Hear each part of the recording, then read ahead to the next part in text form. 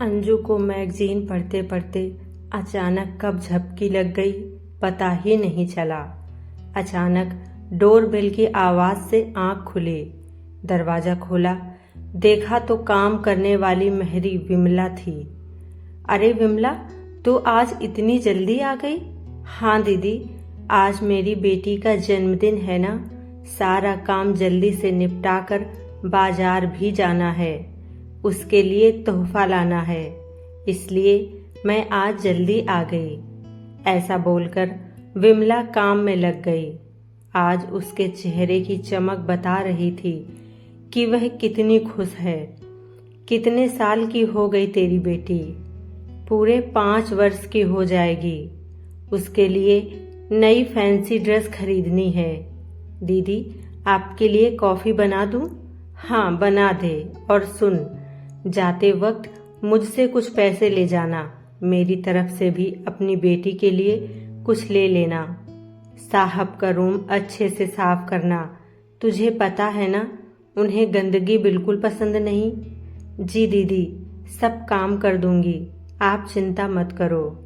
विमला ने काम निपटाकर कॉफी बना कर दी और पास आकर बैठ गई। दीदी, एक बात पूछूं आपसे, आपकी शादी को कितने साल हो गए? कल पूरे 2 साल हो जाएंगे। मतलब कल आपकी शादी की सालगिरह है। मैंने हाँ में सिर हिला दिया। फिर तो कल आपके घर में खूब जश्न होगा, है ना दीदी? अरे नहीं, मैं और तुम्हारे साहब डिनर के लिए होटल जाएंगे बस। ऐसा क्यों दीदी? आपका तो इतना बड़ा घर है, साहब की इतनी अच्छी कमाई है, आपका मायका भी कितना अमीर है, फिर भी जश्न नहीं कर रहे हैं, ऐसा क्यों दीदी?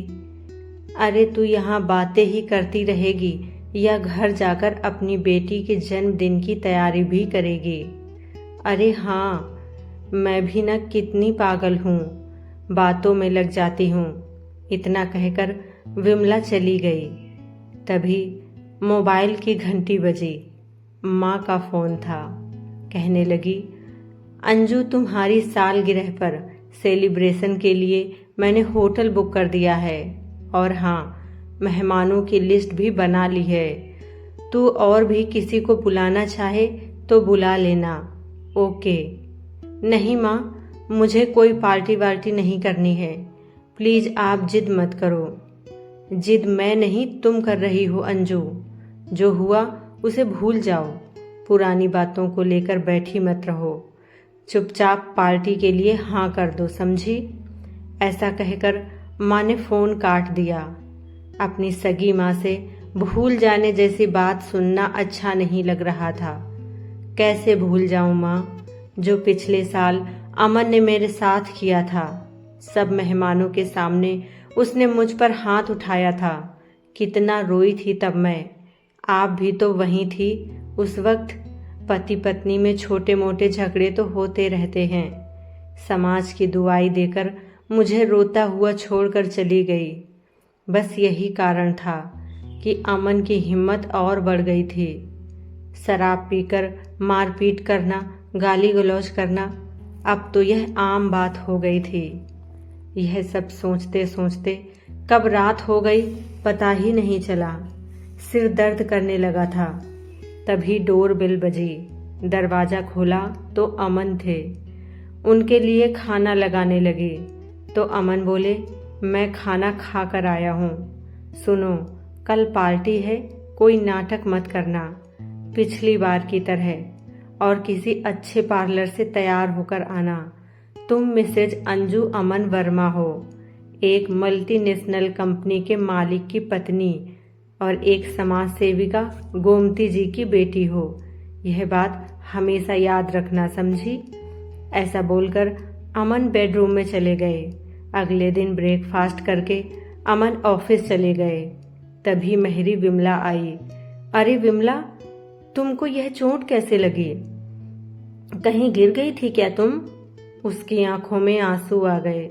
दीदी, क्या बताऊं, कल रात मेरे मर्द ने शराब पीकर मुझ पर हाथ उठाया, बहुत मारा और सारे पैसे भी छीन लिए। क्या तुम्हारे पति ने भी हाथ उठाया? भी मतलब दीदी, कुछ नहीं। फिर तुमने क्या किया? करना क्या था दीदी, अपना हिसाब साफ है। इज्जत के बदले इज्जत, प्यार के बदले प्यार और मार के बदले मार। क्या तुमने अपने पति पर हाथ उठाया? ऐसा कैसे कर सकती हो तुम विमला? अरे क्यों नहीं कर सकती?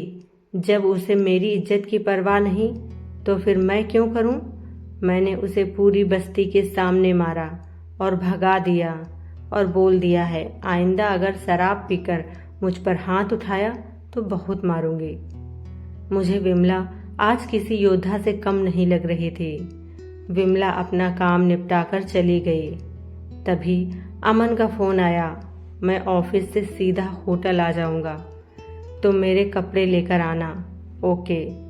मैंने पार्लर जाते वक्त अमन के कपड़े अपने साथ रख लिए और शाम को होटल पहुंच गई। पार्टी शुरू होने वाली थी। माँ भी वहीं पर आ गई थी। सभी मेहमान आ चुके थे। तभी अमन भी वहां आ गए। मैंने उनको कपड़े दिए और वह चेंजिंग रूम में चले गए और देखते देखते पार्टी शुरू हो गई। मेकअप से लिपे पुते चेहरे जाम से जाम टकरा रहे थे। इतने में अमन मुझे घूरते हुए बोले, बेवकूफ औरत, तुम मेरे लिए पार्टी में पहनने के लिए यह कपड़े लाई हो? मैंने कहा, जो मुझे सही लगे मैं ले आई। तुम मुझसे जुबान लड़ाओगी? अभी बताता हूं तुम्हें। वह मेरा हाथ पकड़कर घसीटते हुए मेहमानों के बीच ले गए और सबके बीच उनका हाथ मेरे गाल पर आने ही वाला था कि ना जाने मुझ में इतनी हिम्मत कहाँ से आ गई। मैंने उनका हाथ पकड़कर झटक दिया और अपने दूसरे हाथ से उनको एक तमाचा मार दिया। वह सन्न रह गए और उनकी आंखें गुस्से से लाल हो गईं। तेरी इतनी हिम्मत, तो मुझ पर हाथ उठाएगी? इतना कहकर उन्होंने मेरे बाल पकड़ना चाहे। मैंने डर कर बजाय पीछे हटने के 2 कदम और आगे बढ़कर उनको धक्का मार दिया और चुप रहने का इशारा करते हुए बोली, तू बहुत बोल चुका मिस्टर अमन वर्मा, अब मेरी बारी है। औरत कोई खिलौना नहीं होती जिससे जब चाहे जैसा चाहे खेला जाए। आज के बाद अगर मुझ पर हाथ उठाया तो तेरा वह हाल करूंगी कि तू जिंदगी भर याद रखेगा, समझा? तभी माँ मेरे पास आई और बोली, क्यों मेरी नाक कटवा रही हो अंजू? चलो यहाँ से। माँ, आज आप समाज की दुआई नहीं दोगी? आपकी वजह से ही मैं आज तक चुप रही और मेरी चुप्पी को आपके दामाद ने मेरी कमजोरी समझा। पर अब और नहीं। मैं पढ़ी लिखी आज की नारी हूँ, अपना भला बुरा समझ सकती हूँ। मैं किसी की दया पर नहीं, खुद अपने पैरों पर खड़े होकर जीना चाहती हूँ। मैं वहाँ से निकल रही थी, तभी मेरी नज़र विमला पर पड़ी। वह ताली बजा रही थी और उसकी आंखों में गर्व की चमक थी। आपके इस कहानी को लेकर क्या विचार हैं? अंजू ने जो किया वह सही था या गलत? अपने विचार कमेंट बॉक्स में लिखकर सबके साथ साझा करें। चैनल को सब्सक्राइब करें। इस वीडियो को ज़्यादा से ज़्यादा लोगों के बीच शेयर करें। धन्यवाद।